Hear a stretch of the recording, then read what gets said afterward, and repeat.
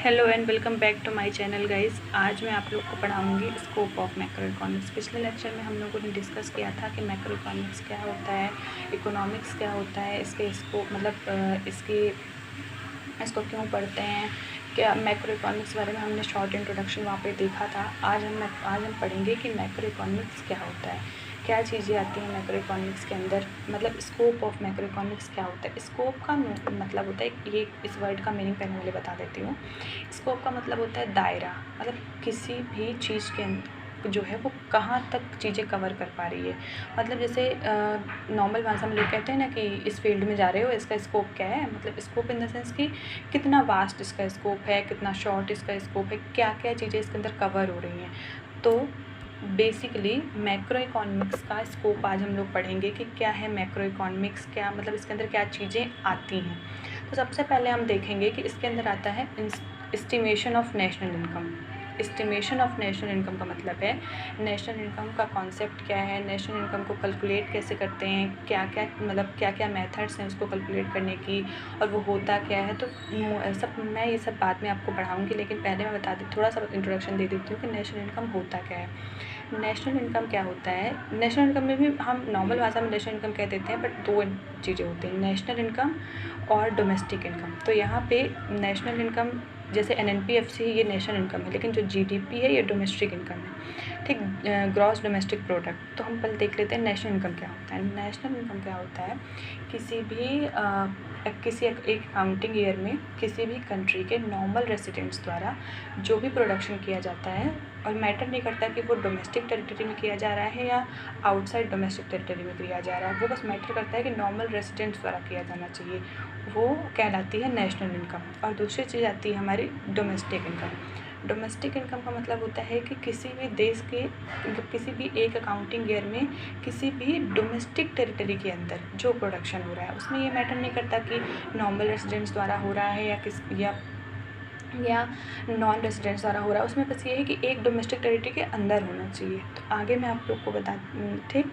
इसके बाद second point हमारा आता है कि theory of employment. Theory of employment में क्या पढ़ते हैं, बहुत सारी थ्योरीज हैं एम्प्लॉयमेंट, जैसे केन्स ने थ्योरी दी है एम्प्लॉयमेंट की, तो हम उसको डिस्कस करते हैं। उसका सिग्निफिकेंस क्या है, एम्प्लॉयमेंट क्या है, इसको कैलकुलेट कैसे करते हैं, क्योंकि एम्प्लॉयमेंट जो है वो मैक्रो लेवल का सब्जेक्ट है, वो एक माइक्रो लेवल का सब्जेक्ट नहीं है। मतलब अब एक इंसान का आप अनएम्प्लॉयमेंट नहीं निकाल सकते।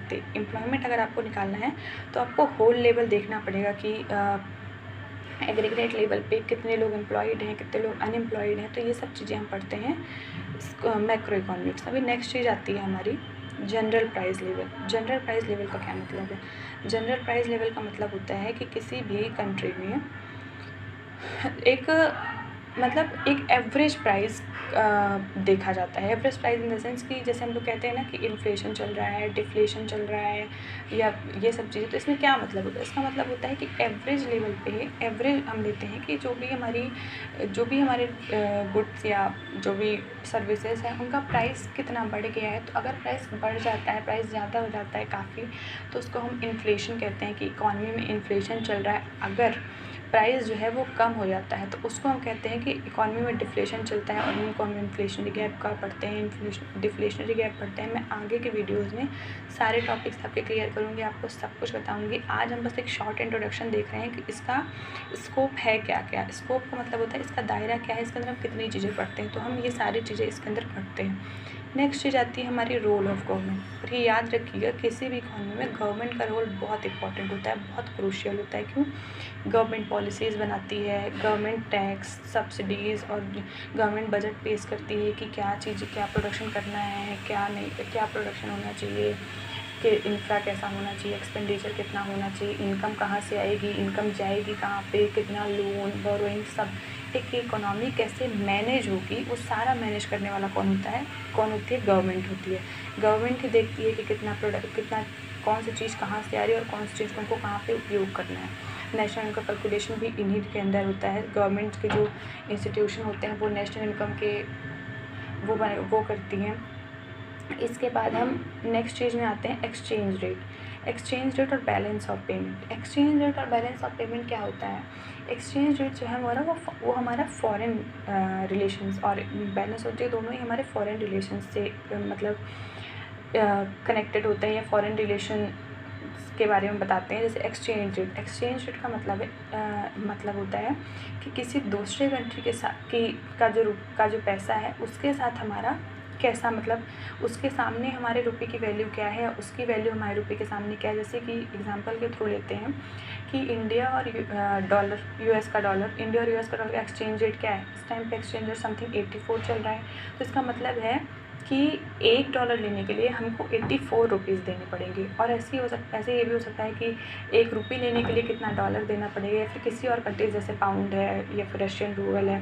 तो इन सबको हमको क्या मतलब कितना दे के उसका मतलब एक्सचेंज रेट का मतलब होता है कि हमारा रुपये जो है वो हमको कितना देना पड़ेगा सामने वाले का पैसा के बराबर जाने के लिए। तो वो होते हैं एक्सचेंज रेट। एक्सचेंज रेट कम होता रहता है, बढ़ता रहता है। ये सब हम फॉरेन पॉलिसीज़ में देखते हैं। नेक्स्ट जाते हैं balance of payment. Balance of payment का होता है भुगतान संतुलन। इसका मतलब होता है कि मतलब जैसे ट्रेड होता है हमारा एक गुड्स का, सर्विसेज का। तो ये सब चीज़ों में हम देखते हैं कि कितना एक्सपोर्ट हुआ, कितना इंपोर्ट हुआ, कितना पैसा जाए कंट्री से बाहर गया, कितना अंदर आया, मतलब कितना हमें मिला। तो डेफिसिट हो रहा है या सरप्लस में जा रही है इकॉनमी। तो ये सब चीज़ें हम देखते हैं। फॉरेन ट्रेड देखते हैं। इनके अलावा भी काफ़ी चीज़ें हैं। इसमें हमें बहुत ज़्यादा डेप्थ स्टडी करते हैं मैक्रो इकोनॉमिक्स में।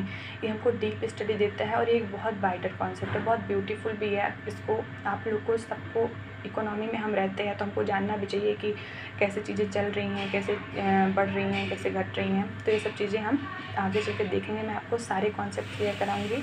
अभी हम लोगों ने देखा स्कोप ऑफ मैक्रो इकोनॉमिक्स की, मतलब ये सारी चीज़ें आती हैं मैक्रो इकोनॉमिक्स में। ये हम स्टडी करते हैं मैक्रो इकोनॉमिक्स के अंदर। और जैसे इसके वर्सेस में है माइक्रो इकोनॉमिक्स। तो माइक्रो इकोनॉमिक्स हम पहले मैक्रो कंप्लीट करेंगे, फिर माइक्रो कंप्लीट करेंगे। नेक्स्ट चीज़ में हम इसके बाद हम आज के वीडियो में बस इतना ही। कल के वीडियो में हम डिस्कस करेंगे सिग्निफिकेंस ऑफ मैक्रो इकोनॉमिक्स। तो आज के लिए इतना ही। मिलेंगे नेक्स्ट वीडियो में। चैनल को लाइक, शेयर और सब्सक्राइब करते रहिए। Thank you.